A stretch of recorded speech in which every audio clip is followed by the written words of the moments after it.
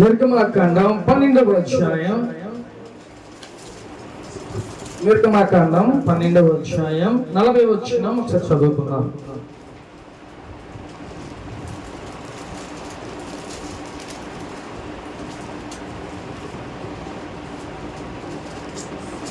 నిర్గమాకాండం ఇశ్రాయేలీయులు ఐగుప్తులో నివసించిన కాలము 430 సంవత్సరములు. చాలు, హల్లెలూయా.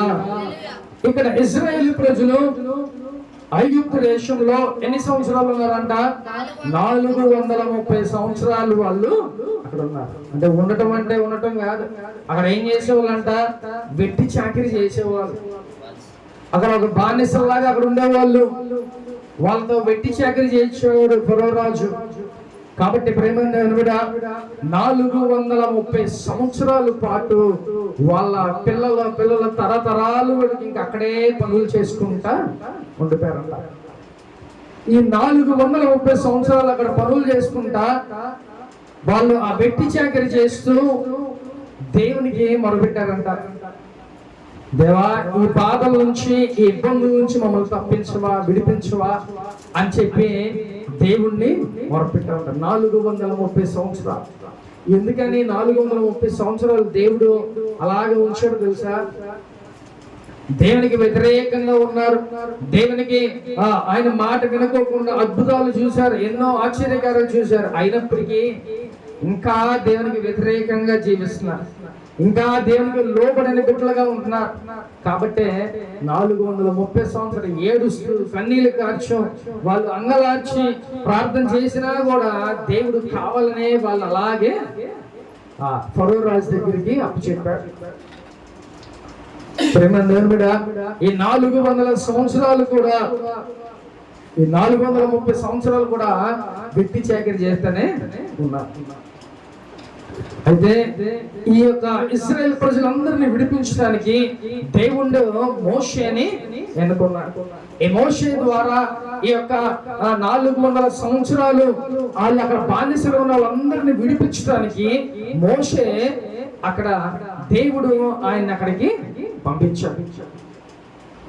అయితే ఫరో రాజు ఎలా ఉన్నాడో తెలుసా? చాలా మంది ఎలా ఉంటారంటే చెప్పినా కూడా మాట వినని వారిలాగా ఉంటారు. చెప్పినా కూడా నాకేంటిలే, లేకపోతే నాకేమైతులే, నన్ను ఎవరేం చూస్తారులే, లేకపోతే నాకేమైతే అని అనుకుంటా ఉంటారు. మనం మనుషులు ఎప్పుడు ఏదో ఒకటి జరుగుతూనే ఉంటది మనకి. ఇది గుర్తుపెట్టుకొని ప్రేమ దేవుని బిడ్డ, మనం బలంగా ఉన్నాం కదా మనకేం అవ్వదులే అనుకోవద్దు. లేకపోతే మనకి డబ్బు ఉంది కదా మనకేం అవ్వదులే అని అనుకోవద్దు. లేకపోతే మనకి ఇంకా ఏదైనా ఉంది నాకేం అవ్వద్దు అనే ఒక మాట మీరు అనుకోవద్దు. ఎందుకంటే ఎన్ని ఉన్నా ఏం జరిగినా మనం దేవుడితో ఉంటేనే మనకు సంతోషం, దేవునితో ఉంటేనే మనకు ఆనందం, దేవునితో ఉంటేనే మనకు ఆరోగ్యం. ప్రేమ దేవుని బిడ్డ, అలా ఉంటేనే మనకి క్షేమం. ఒకవేళ మన దగ్గర ఉన్నా లేకపోయినా దేవుడు మనతో ఉంటే సరిపోతుంది. చాలా మంది ఏమనుకుంటారంటే నాకు డబ్బు ఉంది, బలం ఉంది, లేకపోతే బలగం ఉన్నారు, వీళ్ళందరూ ఉన్నారని మనం విర్రవీగుతూ ఉంటాం. కానీ చిన్న జ్వరం వస్తేనే మనం ఏమైపోతాం? 2-3 రోజులు ఎక్కట్లా. ఈ రోజుల్లో 20 రోజులు అయితే వేరు. కానీ ఇప్పుడు జ్వరం వస్తే ఎలా ఉంటుంది? 2-3 రోజులు మనం బెడ్ మీద ఉండాల్సి వస్తుంది. అంటే అంత దేన పరిస్థితుల్లోకి వెళ్ళిపోతాం. కాబట్టి నాకేంటి అనే విషయాలు మనం అనుకోకూడదు. ఇక్కడ ఫరో రాజు కూడా చాలా కఠినంగా ఉన్నాడంట. అంటే ఏది జరిగినా కూడా దేనికి దేవుడి వైపు తిరగకోకుండా ఫరో రాజు ఎలా ఉన్నాడంటే బాగా కఠినపరిచినట్టు తన హృదయాన్ని. ఇక్కడున్న మనందరం కూడా ఎలా ఉన్నామో తెలుసా? కొన్ని వాటి విషయాల్లో మన హృదయాన్ని బాగా కఠినపరుచుకుంటున్నాం. మన హృదయాన్ని ఒక మాంసం ముద్దని దేవుడు ఏం చేస్తాడు? రాతి మనసుని మాంసం ముద్దుగా మారుస్తాడు. నీ రాతి మనసును నువ్వేం చేయాలి? నీ కఠినమైన మనసును నువ్వేం చేయాలి? మార్చుకోవాలి. దేవుని వైపు నువ్వు తిప్పుకోవాలి. దేవుని వైపు నువ్వు చూడాలి. ప్రేమ దేవుని బిడ్డ, అలాగే ఉంటే దేవుడు చక్కగా నీకు ఎలాంటి తెగులు రాకుండా, ఎలాంటి హాని జరగకుండా దేవుడు కాపాడతాడు. ఒక మూర్ఖుల్లాగా దేవునికి వ్యతిరేకంగా నువ్వు వెళ్ళావా, ఎప్పుడొకప్పుడు దేవుడు ఏం చేస్తాడు? మనల్ని కొడతాడు. ఇప్పుడు జాగ్రత్త, దేవుని చేతిలో పెడితే మహాఘోరంగా ఉంటుంది. కాబట్టి చాలా మంది ఇక్కడ ఫరోకి లాగా చాలా మంది హృదయాలను చాలా కఠినపరుచుకుంటున్నారంట. కాబట్టి మీ హృదయాన్ని అటు విధంగా కఠినపరుచుకోవద్దు. మీ హృదయాలు దేవుని వైపు చెప్పండి. ప్రేమ దేవుని బిడ్డ, చాలా మంది నాకేమవ్వదు అని అనుకుంటున్నారు. దేవుళ్ళకి వచ్చి దేవుళ్ళు ఇంకా కూడా ఇంకా అనేకమైన వదలకోకుండా లేకపోతే దేవునికి వ్యతిరేకంగా జీవిస్తున్నారు. అలాంటి వాళ్ళకి జాగ్రత్త. దేవుడు చూసి కొడితే మనం లెగం కూడా లెగలేం. మాట జ్ఞాపకం చేసుకోండి. మనకి బలం ఉన్నప్పుడే దేవుని వైపు చూడాలి. మన బలమంతా పోయి మనకు ఆరోగ్యం అంతా క్షీణించిపోయి బెట్ట మీద ఉండి యేసయ్యా అంటే నీకు బలం ఉన్నప్పుడే నువ్వు దేవుణ్ణి ఆనందపరచాలి. నీకు బలం ఉన్నప్పుడే దేవుని ఆరాధన చేయాలి. నీకు బలం ఉన్నప్పుడే నువ్వు చక్కగా రక్షణ పొందుకోవాలి. నువ్వు బలం ఉన్నప్పుడే దేవుడు నువ్వు కొనసాగిపోవాలి. ఇలా వెళ్తే నీకు పరలోక రాజ్యం నీకు సొంతమైంది. హల్లెలూయా. కాబట్టి ప్రేమ దేవుని బిడ్డ, ఇప్పుడు బలం ఉంది కదా అని నీ ఇష్టానుసారంగా నువ్వు విర్రమేగ మాకు, ఇప్పుడు నాకు ఆరోగ్యం ఉంది కదా అని చెప్పి ఆ దేవునికి వ్యతిరేకమైన పనులు చేయమాకు. ప్రేమ దేవుని బిడ్డ, నీ మనస్సుని కఠినపరుచుకోకుండా నీ మనస్సును దేవుని వైపు నువ్వు త్రిప్ప, అప్పుడు నీకు క్షేమం ఉంటది. హల్లెలూయా. చూద్దాం ఒకసారి. అదే నిర్గమకాండం 7వ అధ్యాయం, నిర్గమకాండం 7వ అధ్యాయం 3వ వచనం చదువుతున్నాను. అయితే నేను ఫరో హృదయమును కఠినపరిచి ఐగుప్తు దేశంలో నా సూచక్రియలు నా మహత్కార్యములను విస్తరింపజేసేదను. హల్లెలూయా. ఇక్కడ ఫరో యొక్క హృదయం ఎలా అయిపోయిందంట? కఠినమైపోయిందంట. బాగా కఠినమైపోయింది. ఇక్కడ మోషే వెళ్ళి దేవుడు ఏం చెప్పాడు? మోషే వెళ్ళి నువ్వు నా ప్రజలను విడిపించమని ఫరోకి చెప్పాడు. అయితే ఆయన ఏమన్నాడు? అయ్యా, అంత సామర్థ్యం నాకు లేదు. మోషే అసలు ఆయన పరిస్థితి ఏంటి? ఫరో దగ్గర ఆల్రెడీ అక్కడ తిరిగి ఆ రాజ్యంలో ఒక రాజుగా ఉండి ఆయన వచ్చాడు. కానీ ఎలా ఉన్నాడంట? నేను మాట్లాడలేను ప్రభువా, నేను విడిపించలేను, నీ ప్రజలు నేను నడిపించలేను అని మోషే చెప్తున్నాడు. కానీ దేవుడు ఏమంటున్నాడు? నేను నీకు తోడుగా ఉంటా. అప్పుడు వెళ్ళి మోషే ఏం చేశారంట? ఫరో రాజు దగ్గరికి వెళ్ళి, అయ్యా దేవుని పిల్లలందరిని మీరు పంపించండి అని అంటే ఫరో ఊరకనే వదిలిపెట్టేస్తాడండి. అసలే కఠినంగా ఉంటాడు. ఆ కఠినమైన మనస్సు మారాలంటే ఎన్ని జరగాలి, ఎన్ని అద్భుతాలు జరగాలి, ఎన్ని సూచక్రియలు జరగాలి. కాబట్టి మోషే చెప్పగానే ఆయన యాక్సెప్ట్ చేయలేదు. నేను పంపించనని చెప్పి మోషేతో అనగానే మోషే ఏం చేశాడంట? వెళ్ళి దేవుడు అడగానే దేవుడు ఏం చేశాడు తెలుసా? అనేకమైన తెగుల్ని రప్పించాడు. అనేకమైన సూచక్రియలను దేవుడు అక్కడ చేశాడు. అప్పుడన్నా వాళ్ళు వదులుతారేమో నా ప్రజల్ని అని చెప్పి మోషేని పంపించాడు. చూద్దాం ఒకసారి. అదే నిర్గమకాండం 7వ అధ్యాయం 20వ వచనం చదువుతున్నారు. యెహోవా ఆజ్ఞాపించినట్లు మోషే అహరోనులు చేసిరి. అతడు ఫరో ఎదుటను అతని సేవకుల ఎదుటను కొట్టగా రక్తముగా మారిపోయాను. హల్లెలూయా. ఆ మోషే అహరోనులు ఏం చేశారంట? వెళ్ళి ఏటి నీళ్ళ మీద కర్రతో కొట్టగానే ఆ నీళ్ళన్నీ ఏమైపోయాయంట? రక్తంగా మారిపోయాయి. అంటే ఇప్పుడు అవన్నీ తాగే నీళ్ళు, ఇప్పుడు వాళ్ళు ఆ రాజ్యంలో తాగడానికి లేవు. వాటన్నిటిని ఏం చేస్తారు? దేవుడు రక్తంగా మార్చేస్తారు. అంటే ఇప్పుడు అది చూసన్నా ఫరో మారతాడు. అది చూసన్నా నా ప్రజల్ని పంపిస్తానని చెప్పి దేవుడు ఆ యొక్క సూచక్రియని చేయమనగానే ఆ కర్ర ఎత్తి కొట్టగానే ఆ ఏట్లో నీళ్ళన్నీ ఏమైపోయినాయంట, రక్తంగా మారిపోయాయి. ఇది వాళ్ళు తాగటానికి నీళ్లు లేవు, ఎటు చూసినా వాళ్ళు తాగటానికి అసలు నీళ్ళే లేవు. కాబట్టి ఆ ఫరో ఏం చేశాడు, ఆ పెద్దలు వాళ్ళందరూ మాట్లాడుకొని వెంటనే మోషని పిలిపించాయా, నీ ప్రజలు నేను పంపిస్తా అంటే ఆ మనసును కొంచెం మార్చుకున్నాడు. పంపిస్తా అని చెప్పి అనగానే వెంటనే ఏం చేశాడు, మళ్ళీ ఆ రక్తాన్ని నీళ్లుగా మార్చేశాడు. హల్లెలూయా. ఆ రక్తాన్ని నీళ్లుగా మార్చేసిన తర్వాత వెళ్ళి తన ప్రజల్ని పంపించమని అడిగితే మళ్ళీ ఏమన్నాడంట, ఫరో నేను పంపించమని చెప్పి. అంటే కఠినాత్ముడు, ఎన్ని జరిగినా మారని పరిస్థితుల్లో ఫరో ఉన్నాడు. ఎన్ని అద్భుతాలు జరిగినా ఆయన హృదయాన్ని మట్టికి కఠినంగానే ఉంచుకున్నాడు. మన జీవితాల్లో కూడా అనేకమైన జరుగుతూనే ఉంటాయి. మన జీవితాల్లో మనకి ఎన్ని దెబ్బలు తగులుతున్నా కూడా ఇంకా మనం మారలేని స్థితిలో మనం ఉంటున్నాం. ఒక్కసారి జ్ఞాపకం చేసుకుని ప్రేమ దేవుని బిడ్డ, నీ హృదయాన్ని కఠినపరుచుకోవద్దు. ఎన్నిసార్లు మనకు దెబ్బలు తగిలినా ఇంకా నువ్వు రుచి చూసుకోకపోతే ఈసారి కొట్టే దెబ్బ ఎలా ఉండదో తెలుసా, ఇక మనం కోలుకోలేని పరిస్థితిలోకి వెళ్ళిపోతాం. ఇంకొకసారి మనం వెనక్కి తిరిగి చూసుకుంటే అయిపోయింది, మనం ఏం చేయలేము, ఇక ఆ స్థితిలోకి వెళ్ళిపోతాం. కాబట్టి నీ హృదయాన్ని నువ్వు కఠినపరుచుకోవద్దు ప్రేమ దేవుని బిడ్డ. నీ హృదయాన్ని దేవుని వైపు నువ్వు తిప్పుకుంటే నీకు క్షేమం. 1, 2 లేకపోతే 3 ఇలాగ జరుగుతూ ఉంటాయి. కానీ మనం ఏం చేస్తాం, ఒకటి జరిగిన తర్వాత అయ్యా దేవానికి మనం వస్తాం. మళ్ళీ మనం స్వస్థపడగానే లేకపోతే మళ్ళీ మనం విడిపించగానే దేవుడు మళ్ళీ ఏమైపోతే అవి కొద్ది రోజులే, మళ్ళీ వెంటనే మనం లోకంలో పడిపోతూ ఉంటాం. అలా ఉండకూడదు ప్రేమ దేవుని కూడా.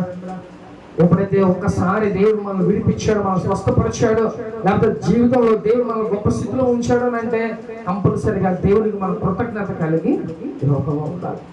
అలా ఉండగలిగితే చక్కగా ఆ దేవునికి మన విధేయతలు కలిగి ఉండి ఆయన వైపు మన హృదయాన్ని మనం తిప్పుకోగలిగితే దేవుడు చక్కగా మనకి ఎలాంటి తెగులు మన గురానికి అంటకుండా, మనకి మన కుటుంబానికి తాకుకోకుండా దేవుడు మనల్ని కాపాడుతాడు.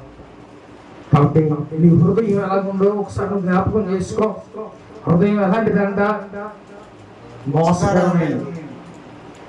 మన ఆలోచనలు ఒకలా ఉంటాయి, మన హృదయ ఆలోచనలు వేరేలాగా ఉంటాయి. ఒకటి అంటాం, ఒకటి చేస్తా ఉంటాం.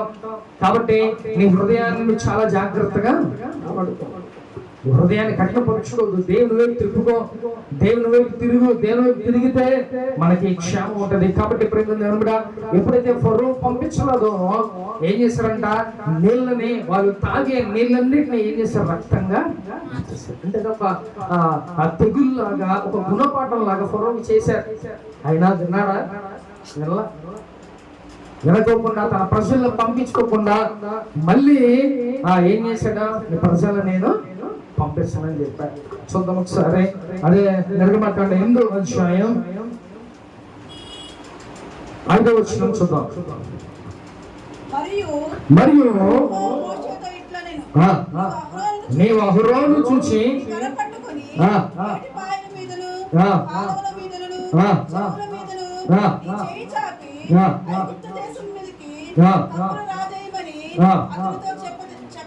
చెప్పమనగా అహరోను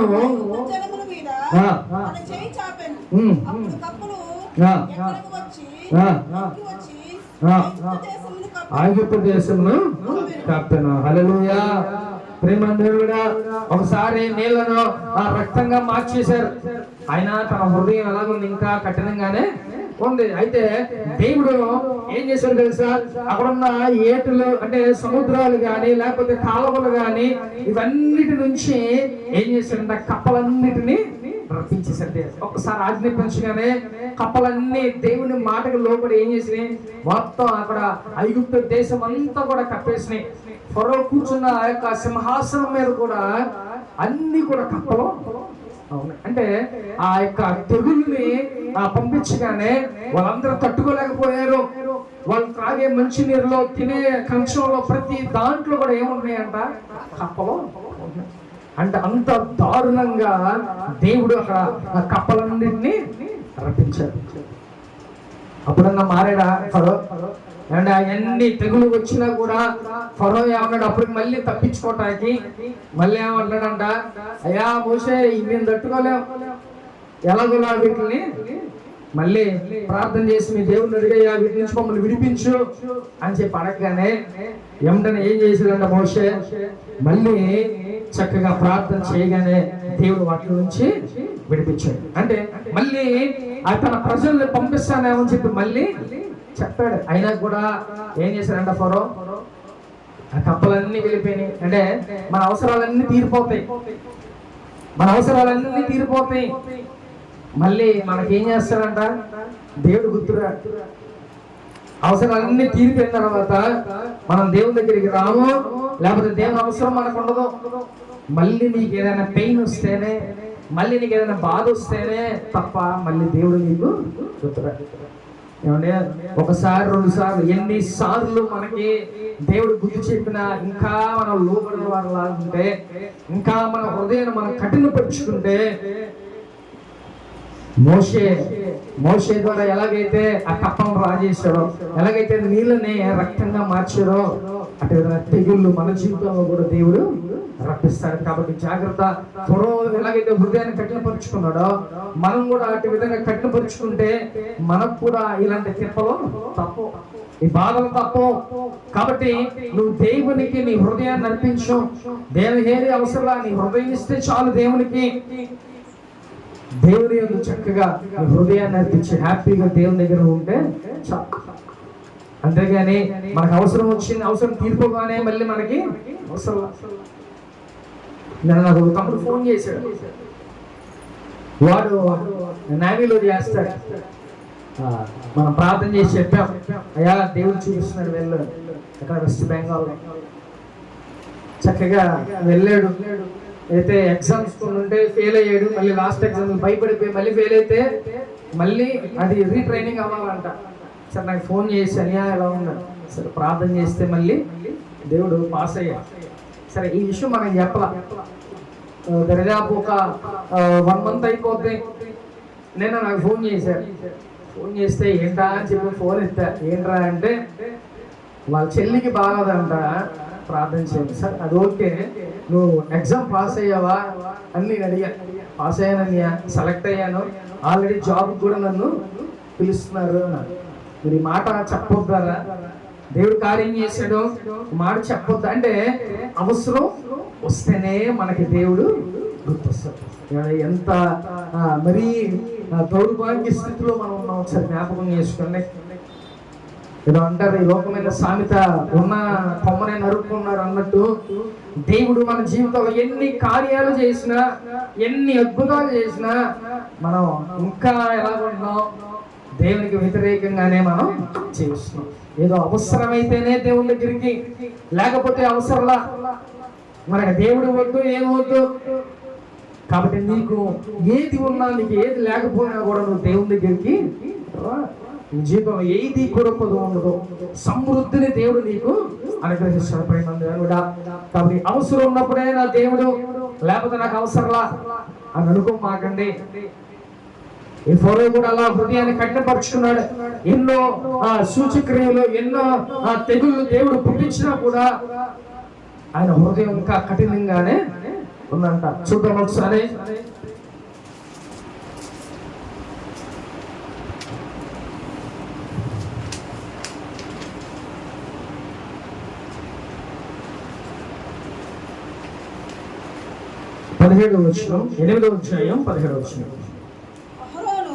అహరోను తన కర్రను పట్టుకొని చెయ్యి చాపి పేర్లు మనుషుల మీదను జంతువుల మీదను ఉన్నది. ఐగుప్తు దేశం అంతటను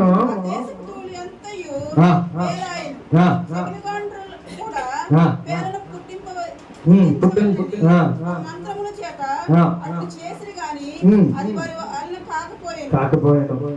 పేర్లు మనుషుల మీదను జంతువుల మీదను ఉండేనా. హల్లెలూయా. ఏమంటే కప్పలు ఎలాగైతే ఉన్నాయో అలాగే ఏం చేశాడంట, పేర్లుని మన నెత్తి మీద 1 2 ఉంటేనే మనకి ఏమైపోద్దు, దొరక వచ్చేసేది. అలాంటిది పేర్లని ఒక విస్తారంగా అక్కడ తెగులులాగా దేవుడు పంపించాడు. ఎందుకని ఇంకా బుద్ధి వచ్చిందేమో ఫరోకి, ఇంకా మనసును మార్చుకుంటాడేమో, ఆ కఠినమైన మనసును ఇంకా మార్చుకుంటాడేమో అని చెప్పి దేవుడు ఏం చేశాడంటే కప్పలైపోయి ఇప్పుడు ఏం చేశాడు, పేర్లని పంపించాడు. ఇక ఒంటి నిండా తల మీద కాదు, ఒంటి నిండా కూడా పేలే. ఆ దేశమంతా పేర్లతో నిండిపోయినాయి. ఆ తెగుల్ని దేవుడు రప్పించాడు. అయితే ఫరో దగ్గర ఉన్న మంత్రగాళ్ళు కూడా ఏం చేశారు తెలుసా, ఈ పేర్లని ఎలాగైనా మాయం చేయాలని చెప్పి వాళ్ళ ప్రయత్నాలు చేశారు. అంటే మొదటి నుంచి చేస్తానే వచ్చారు. కానీ ఏం చేస్తున్నారంట, దేవుని శక్తి ముందు ఏమంటే ఏ శక్తి అనేది నిల్చుంటుందా, ఏ శక్తి అని నిలబడగలదా, వాళ్ళ వల్ల కాలంట.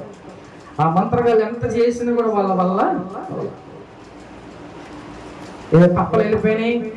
తర్వాత మళ్ళీ మోషని బతిలాడుకొని ఎలాగోలా దేవుని దగ్గర నుంచి వాటిని తప్పించాడు. అదైపోయింది. మళ్ళీ ఏమైందంటే వాళ్ళు పంపించుకోకుండా అలా ఉంచుకుంటే, తన హృదయాన్ని కఠినపరుచుకుంటే మళ్ళీ ఏం చేశాడు, పేర్లని రప్పించాడు తెగులుగా. ఆ పేర్లను రప్పించేసరికి ఇక వాళ్ళ వల్ల అట్లా మళ్ళీ వెంటనే మోషని పంపించి, అయ్యా వీటి నుంచి మమ్మల్ని విడిపించని అడిగాడు. ఒకసారి చూద్దాం, అది 19 వచ్చిన చూద్దామా. సెకండ్ గ్రంథు ఇది దైవశక్తి. యెహోవా చెప్పినట్టు చాలు. హల్లెలూయా. ఫరో దగ్గర ఉన్న శకునగాళ్ళు కూడా ఏం చెప్పారంట, అయ్యా ఇది మా వల్ల కూడా కాట్లా, మంత్రాలకి సంతకాయలు రాలో.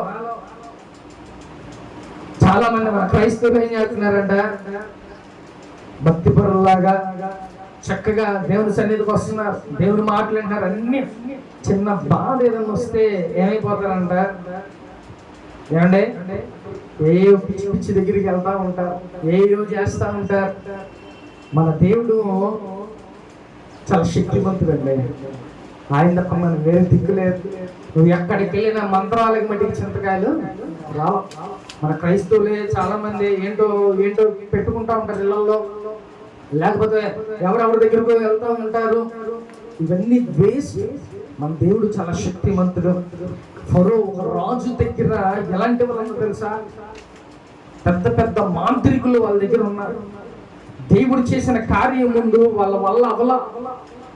ఇంత శక్తివంతమైన దేవుడు మనం పెట్టుకొని ఎవరి దగ్గరికి వెళ్తున్నామంట, చాలా మంది తాయితులో లేకపోతే ఇంకొకటి ఏదో చేస్తున్నారు. దేవుడు ముందు ఏమీ పనిచేయాలి. నువ్వు ప్రార్థన చేయగలిగితే దేవుడు నేను విడిపిస్తాడు. ప్రేమ దేవుడా, నీ హృదయాన్ని నువ్వు కఠినపరుచుకోకుండా దేవుని వైపు తిరుపుకో. దేవుడు ప్రతి దాంట్లో నుంచి దేవుడు నిన్ను విడిపిస్తాడు. అంతేగాని చిన్న బాధ వస్తే, సమస్య వస్తే అసలు దేవుడిని, నిజమైన దేవుడు నువ్వు పక్కన పెట్టుకొని ఎక్కడికెక్కడికో వెళ్తే ఏం ప్రయోజనం అండి.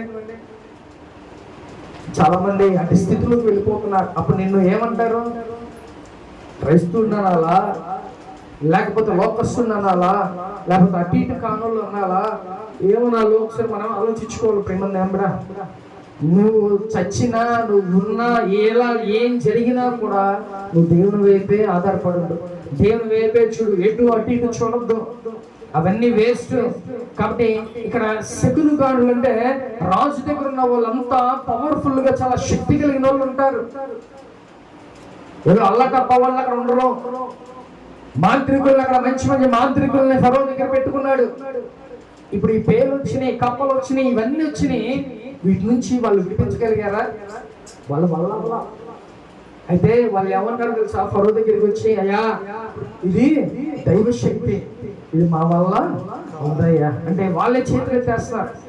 మా వల్ల ఉదయ్యా, ఇది దేవుని శక్తి, దీన్ని ఎదుర్కొనే శక్తి ఎవరికి లేదని చెప్పి వాళ్ళే చెప్తున్నారు. అయినా కూడా ఫరో ఏం చేస్తున్నాడంట, తన హృదయాన్ని ఇంకా కఠినపరుచుకొని వాళ్ళ మాట వినట్లా. ఒరే నాయన, ఇది మా వల్ల కాదురా బాబు, ఇది ఎవరేం చేయలేరు, ఇది దేవుని శక్తి అని చెప్పినా కూడా ఫరో ఏమైపోతున్నాడంట, ఇంకా కఠినపరుచుకొని ఇంకా హృదయాన్ని కఠినపరుచుకుంటున్నాడంట. కాబట్టి ప్రేమ దేవుని కూడా ఒకసారి నీకు తెగులు వచ్చినా, ఏది వచ్చినా వాటి నుంచి విడిపించేది ఎవరాయి అంటే మన దేవుడే. అంతే తప్ప నువ్వు ఎక్కడికి వెళ్ళినా ఏం చేసినా కూడా ఏమీ కూడా జరగదు. అది ఒకసారి జ్ఞాపకం చేసుకుని ప్రేమ దేవుడు కూడా. కాబట్టి ఆ యొక్క మంత్రశక్తులు లేకపోతే ఎవ్వరు కూడా అక్కడ నుంచి వాళ్ళని, ఆ పేరు నుంచి వాళ్ళని విడిపించలేకపోయారు. ఆ దేశం అంతా కూడా విస్తరించిపోయింది. అప్పుడు ఫరో ఏం చేశాడు, మళ్ళీ మోషేని పిలిపించాయా, నీ ప్రజలను తీసుకెళ్ళి ముందు ఈ పేర్ల నుంచి మమ్మకు విడుదల దయచేయని చెప్పాడు అన్న. మనుషులు మనం కూడా దేవుని దగ్గరికి వచ్చి, అయ్యా ఈ ఒక్క తప్పే, లేకపోతే ఇది ఒక్కటే నేను చేశా, ఒక్కసారి నన్ను క్షమించయ్యా అని మనం అంటా ఉంటాం. కానీ మళ్ళీ అదే తప్పు చేస్తాం. కాబట్టి ప్రేమ దేవుని బిడ్డ, మన దేవుడు చాలా మంచోడు కాబట్టి ఇంకా ఇంకా నేను క్షమిస్తానే ఉంటున్నాడు, ఇంకా ఇంకా నేను రక్షిస్తానే ఉంటున్నాడు. కానీ ఒకసారి ఫరోకులాగా దేవుడు కూడా కఠినపరుచుకున్నాడు మన పక్షాన. నువ్వు ఎంత మొర్ర పెట్టినా, నువ్వు ఎంత ఆ దేవుణ్ణి అడిగినా కూడా ఇంకా ఆయన నీ వైపు చూడు, నీ ప్రార్థన ఆలకించడు. ప్రేమ దేవుని బిడ్డ జాగ్రత్త, నువ్వు దేవుని వైపు చూడు, దేవుని వైపు ఉండు. నీకు దేవుడు కార్యం చేసినా చేయకపోయినా ఆయన నిజమైన దేవుడు. ప్రేమ దేవుని బిడ్డ, కాబట్టి ఆయన వైపే మనం చూడాలి, మన హృదయాన్ని ఆయన వైపే మనం తిప్పుకోవాలి. అలా ఉండగలిగితే దేవుడు మనకి ఎలాంటి తెగులు మనకి తాకకుండా ఉంటాయి. వెంటనే మోషే రాగానే ఆ ఫరో ఏమన్నాడంటే, అయ్యా నీ ప్రజలు తీసుకెళ్ళా, ఈ పేరు నుంచి మమ్మల్ని విడిపించాను అన్నాడు. వెంటనే వాటిని విడిపించేశాడు. ప్రార్థన చేయగానే వెంటనే విడిపించేశాడు. విడిపించగానే మళ్ళీ ఏమైపోయిందంట, నేను పంపించను అంటాడు. అంటే ఎన్ని జరిగినా కూడా ఫరో అనేవాడు హృదయాన్ని బాగా కఠినపరుచుకున్నాడు. అలా కఠినపరుచుకొని ఒకటి ఎన్ని జరిగినా కూడా వాళ్ళని పంపించుకోకుండా అలాగే ఉంచారు. కాబట్టి ఇంకా అనేకమైన జరిగినాయి. కానీ లాస్ట్కి ఒకటి చూద్దామా, అదే నిర్గమకాండం ఒకసారి, అదే నిర్గమకాండం 9వ అధ్యాయం.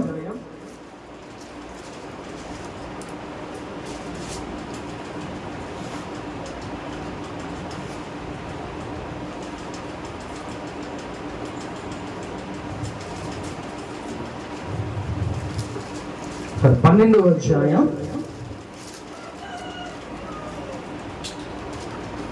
అధ్యాయం 29-30 చదువుకున్నాం. అర్ధరాత్రి వేళ జరిగినదేమనగా, సింహాసనం మీద కూర్చున్న ఫరో మొదలుకొని చెరసాలలో ఉన్న ఖైదీ యొక్క తొలి పిల్లల వరకు ఐగుప్తు దేశంలో అందరి తొలి పిల్లల అందరినీ, పశువుల తొలి పిల్లలన్నింటినీ యెహోవా హతము చేసెను. హల్లెలూయా. ప్రేమ దేవుడా, కప్పలను రప్పించాడు, మిడతలను రప్పించాడు, పేలను రప్పించాడు, అలాగే నీళ్లను రక్తంగా మార్చాడు, ఇంకా అనేకమని చేశాడు. లాస్ట్ గా ఏం ఉపయోగించాడు సార్ దేవుడు?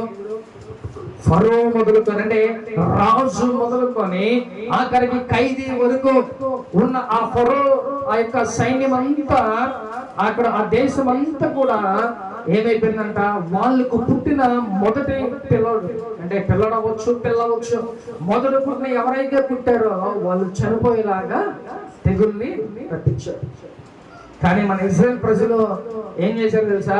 చక్కగా మేక రక్తాన్ని ఏం చేశారంట, అరేవా ప్రతి గుమ్మానికి మీరు రాసుకోండి, మరణ దూత వచ్చినప్పుడు మీ గుమ్మాన్ని టచ్ చేయండి అని చెప్పి చక్కగా వాళ్ళకి చెప్పేసరికి మన ఇజ్రాయెల్ ప్రజలందరూ మోషే ఎప్పుడైతే మాట చెప్పాడో వెంటనే గుమ్మానికి ఆ యొక్క మేక రక్తాన్ని రాసుకున్నారు. అందరూ మన ఇజ్రాయెల్ ప్రజలందరూ కూడా దేవుని బిడ్డలందరూ రాసుకున్నారు. కానీ ఇప్పుడు ఆ ఐగుప్తు దేశం అంతా ఏమైపోయిందంట, ఆఖరికి పశువులకి పుట్టిన మొదటి పిల్లలతో సహా మనుషులు గాని పశువులు గాని ప్రతి ఒక్కరికి పుట్టిన మొదటి చూలు పిల్లలందరూ కూడా చనిపోయారంట. ఎంత మరణ ఘోష అలాంటిది ఎప్పుడు కూడా లేదంట. ఆ ఐగుప్తు దేశం అంతా కూడా గోలంట. వాళ్ళు గోల చూద్దాం ఒకసారి, 30 వచనంలో చూద్దాం. ఆ రాత్రి ఫరోయు అతని సేవకులందరూ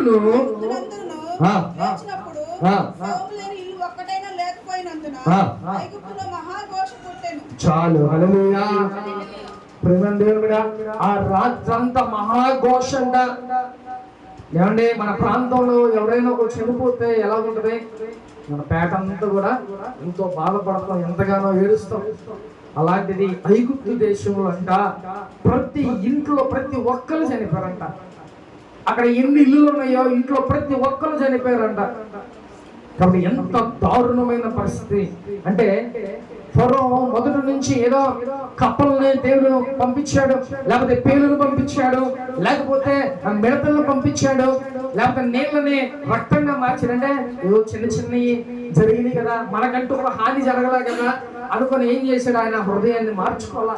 ఆ హృదయం ఇంకా ఇంకా కఠినమైపోతూనే ఉంది. కానీ ఆఖరికి ఏమైపోయిందంట, ఆ యొక్క ఐగుప్తు ప్రాంతం అంతా కూడా మరణ ఘోష, మరణ దూతను పంపించి ప్రతి ఇంట్లో ఉన్న ప్రతి ఒక్కరిని హతం చేశాడంట. ఇంకా అంతకన్నా బాధ ఏదైనా ఉంటుందా? అంతకన్నా బాధ ఏదైనా ఒక ఇంట్లో చనిపోతే పర్లా, ప్రతి ఇంట్లో అందరూ కూడా చనిపోయారు. ఎంత మరణ ఘోష! ఆ రాత్రి ఆ ప్రాంతంలో వాళ్ళంతా అల్లడిపోయారంట. అప్పుడు ఆ దెబ్బకి ఏమైపోయిందంట, ఫరోకి ఉన్న గర్వం అంతా అణిగిపోయి అంటే అప్పుడు దాకా పేర్లు లేకపోతే మిడతలు లేకపోతే కప్పలు ఇవన్నీ వచ్చినాయో చిన్న చిన్నవి కదా అని అనుకున్నాడు. కానీ ఒక్కసారి మనుషులు చనిపోవడం అనేసరికి అది మనం తట్టుకోలేని బాధ. ఆ బాధ ఎప్పుడైతే ఆ యొక్క మనుషులందరూ చనిపోయారో వెంటనే ఫరో అయిపోయాడంటే బెండ్ అయిపోయాడు.